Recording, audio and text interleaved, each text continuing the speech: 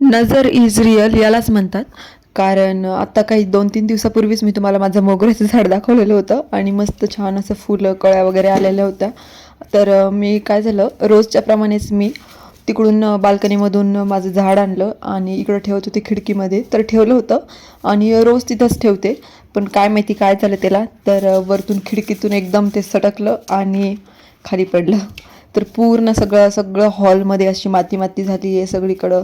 खाली असा चिकट म्हणजे चिखल चिखल झाला आहे, सगळं चिपकून बसलं आहे. आणि बरं झालं मेन म्हणजे की फरशी नाही फुटली. आणि कारण वेट खूप जास्त आहे, कारण पूर्ण कुंडीमध्ये माती खूप जड होतं आणि कुंडी पण नाही फुटली.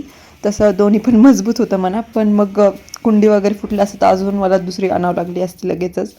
पण ठीक आहे. तर झाड काही खराब नाही झालेलं, कारण पूर्ण पॅक होतं ते. माती वगैरे खूप भरपूर होती त्याला.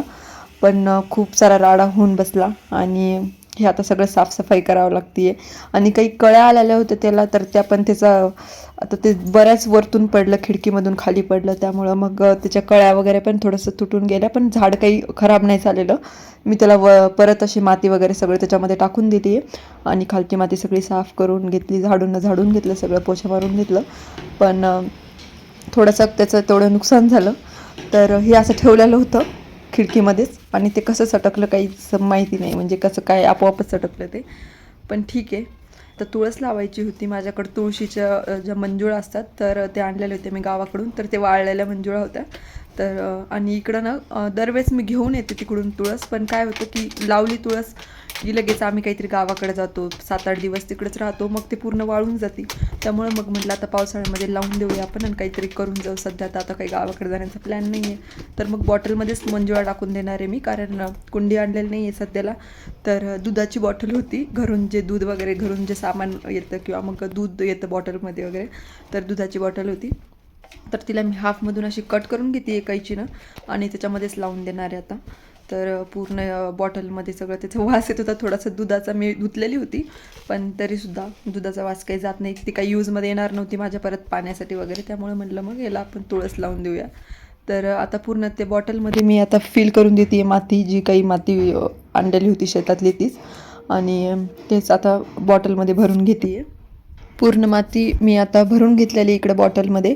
आणि आता ज्या मंजुळा आहेत तर त्या टाकणार आहे. पण मातीनं खूपच असे थोडे खडे खडे झालेले होते, थोडी जास्तच ड्राय होती. त्यामुळे मग थोडंसं वॉटर स्प्रे करून घेते की तर मग आता पूर्ण वॉटर स्प्रे करून घेतल्याच्यानंतर त्याच्यामध्ये ह्या मंजुळा आहेत तर त्या पूर्ण असं क्रश करून टाकते थोड्याशा, कारण अशी पूर्ण ते मंजुळा जशाच तशाच होत्या वाळवलेल्या.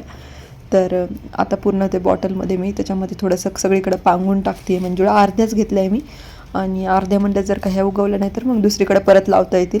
पण आता पावसाळ्यामध्ये लागते तुळस, तर मंजुळा टाकल्यानंतर पण लगेच उगवतात पावसाळ्यामध्ये. त्यामुळे म्हटलं मग आता लावून घेऊया. तर अर्ध्या ज्या मंजुळा होत्या माझ्याकडे तर त्या मी टाकून दिल्या याच्यामध्ये बॉटलमध्ये. आणि वरतून परत आता माती टाकून त्याला वरतून वॉटर स्प्रे करून घ्यायचं. तर पूर्ण बॉटलमध्ये असं स्प्रेड करून दिलं मी, एका ठिकाणी नाही टाकलं, कारण एकाच ठिकाणी परत ते सगळे रोपं उगवले असते. तर त्यामुळं आपण ना अशा खूप साऱ्या घरगुती गोष्टींना रियूज करू शकतो. जसं आता प्लास्टिकच्या बॉटल्स आहेत वगैरे, तर आपण हे लगेच पाणी पिऊन फेकून देण्यापेक्षा ना त्याच्या अशा खूप साऱ्या गोष्टीमध्ये यूज करू शकतो. प्लास्टिक आहे, परत अजून दुसऱ्या काही गोष्टी पण. तर मग मला असं वाटतं की जे काही आहे घरी त्याच्यामध्येच मी ॲडजस्ट करून घेते. आणि सध्याच मार्केटला लगेचच काही आता डोक्यामध्ये आलं आपल्याला, लगेच आपण मार्केटला काही जाणं होत नाही. एकदाच नंतर खूप सारं सामान वगैरे आणायचं झालं तर मग मार्केटला जाऊन कुंड्या वगैरे आणता येतील. तर तोपर्यंत म्हटलं मग जोपर्यंत ॲडजस्ट होतं, परत रोपं लागतील का नाही पण माहिती नाही आहे आपल्याला.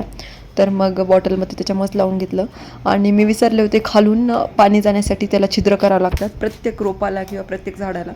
तर बॉटलला अशा कैचीनं मी छोट्याले छिद्र करते, जेणेकरून जे पाणी आपण टाकू तर ते पूर्ण आतमध्येच नाही साचून बसणार. त्याला खालून जे मातीमध्ये जेवढं लागतं तेवढं टिकून राहील त्याच्यामध्ये, आणि राहिलेलं एक्स्ट्रा पाणी आहे ते खालून गळून जाईल सगळं. तर आता माती भरपूर होती त्याच्यापैकी आता थोडीशीच माती राहिलेली आहे, अजून परत आणावं लागते. आणि हे बॉटलच्या जे वरचा कट केलेला पार्ट आहे त्यानंच मी माती घेण्यासाठी यूज करते.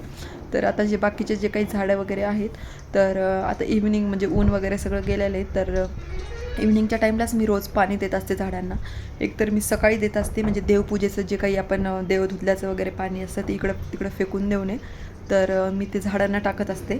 किंवा मग जे काही झाडं बाकी आहेत, आता झाडं भरपूर झालेले तर मग मी त्याला इव्हनिंगच्या टाईमला किंवा मग सूर्य गेल्याच्या नंतर, मग सूर्य मावळल्याच्या नंतर मग मी त्याला पाणी टाकत असते. आणि इव्हनिंगच्या टाईमला पाणी टाकायलाच चांगलं असतं. खूप जास्त पण पाणी नाही टाकायचं, थोडीशी माती कोरडी होऊ द्यायची. कारण जास्त जर पाणी जरी झालं ना जास्त, तर ते रूट्स जे आहेत ते सडून जातात, मुळं वगैरे. तर खूप जास्त पाणी नाही जमत झाडांना, जेवढं लागेल तेवढंच पाहिजे. तर अशा प्रकारे आता सगळ्या झाडांना पाणी देऊन झालेलं आहे. आणि असे छान आता झाडं सगळेच खूप फ्रेश झाले. आता जो कढीपत्ता वगैरे मी लावलेला होता लास्ट टाईम, ते पण छान फ्रेश दिसतोय. आणि अशाच प्रकारे नवीन नवीन व्हिडिओज वगैरे बघण्यासाठी चॅनलला सबस्क्राईब करा आणि अजून नोटिफिकेशन आयकॉनवर क्लिक करून द्या, जेणेकरून अशाच नवीन नवीन व्हिडिओज तुम्हाला रोज बघायला भेटतील आणि नोटिफिकेशन भेटून जाईल.